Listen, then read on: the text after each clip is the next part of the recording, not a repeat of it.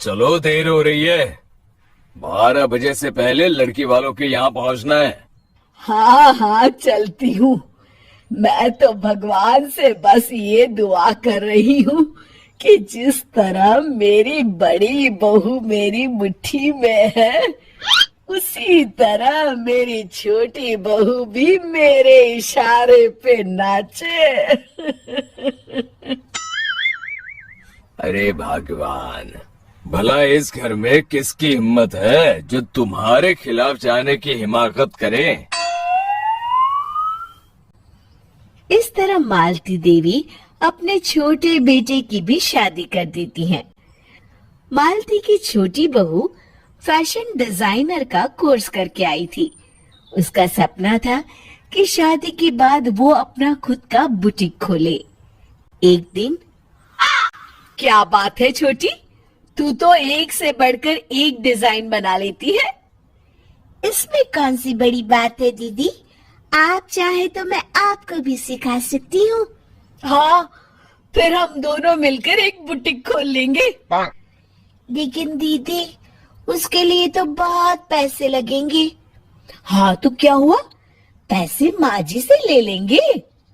हाँ हाँ, मेरे पास तो पैसों का पेड़ है ना, तोड़ के तुम दोनों को दे दूंगी। मेरी एक बात अच्छी तरह समझ लो, मैं तुम दोनों को एक ढेला भी नहीं देने वाली। बड़ी आई बुटीक खोलने वाली। ये आप क्या कह रही हैं माँ जी? आप हमारी मदद नहीं करेंगी तो कौन करेगा? अरे अगर बुटीक खोलने का इतना ही शौक है तो अपने माँ बाप से पैसे क्यों नहीं मांग लेती? मेरे पैसों पर क्यों आंख गड़ाए बैठी हो तुम दोनों? अरे ये क्या दीदी, माँ जी तो साफ मुकर गई। अब हम क्या करेंगे? तू चिंता मत कर, बुटीक तो खुल के ही रहेगा। कहते हैं कि घी जब सीधी उंगली से नहीं निकलता तो उसे उंगली टेढ़ी करके निकालना चाहिए। माँ जी अपने आप को समझती क्या है? पूरी सोसाइटी जानती है कि माँ जी ने अपनी सास को घर से निकालकर उनकी दौलत पर कब्जा कर लिया है। हाँ दीदी, अब तो जैसे को तैसा करना पड़ेगा। फिर दोनों बहुएं मिलकर एक साजिश रचती हैं। एक दिन, अरे नालायक, जरा ठीक तरह से पैर दबा, बिल्कुल मजा नहीं आ रहा। खाने पीने में तो कोई कसर नहीं छोड़ती।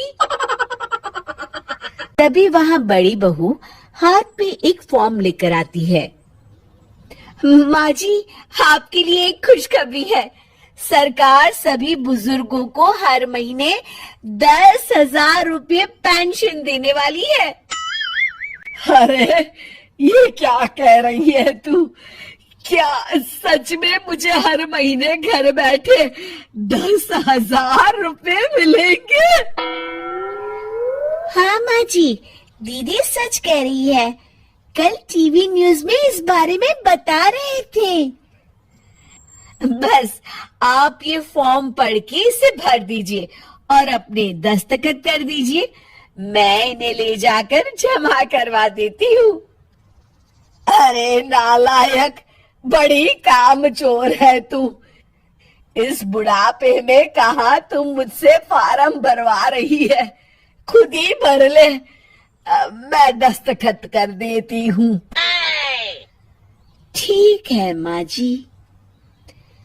फिर बड़ी बहू बड़ी चालाकी से फॉर्म के पन्नों के बीच प्रॉपर्टी के पेपर छिपा कर रख देती है और उन पर मालती देवी के दस्तखत करवा लेती है। कुछ दिनों के बाद मालती देवी अपने पति के साथ 2 दिनों के लिए अपने एक रिश्तेदार के यहाँ जाती है। दूसरी तरफ दोनों बहुएं पूरे घर पर अपना कब्जा कर लेती हैं।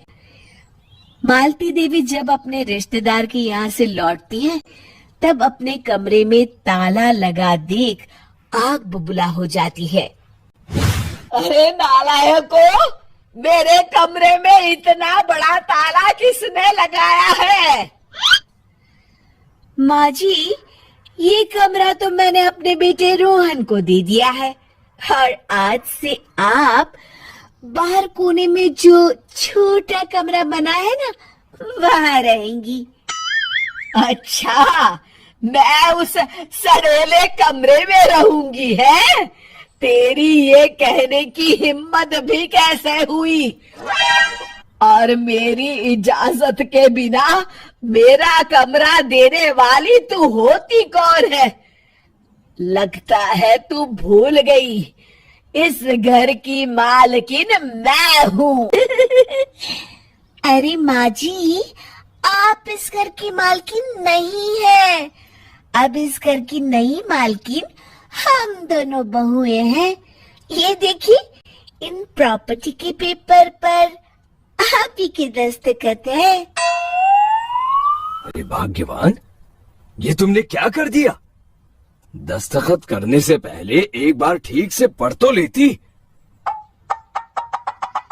अरे लेकिन मेरी बहुएं मेरे साथ ऐसा कैसे कर सकती है? अरे तो इसमें कौन सी अचरज की बात है? तुमने भी तो अपनी सास को घर से बाहर निकाल दिया था। टूटा फूटा ही सही, शुक्र करो कि इन दोनों ने कम से कम हमें रहने के लिए कमरा तो दिया। तुमने तो अपनी सास को वो भी नहीं दिया था। आज समझ में आया, जैसी करनी वैसी भरनी। चलो अपना सामान उठाओ।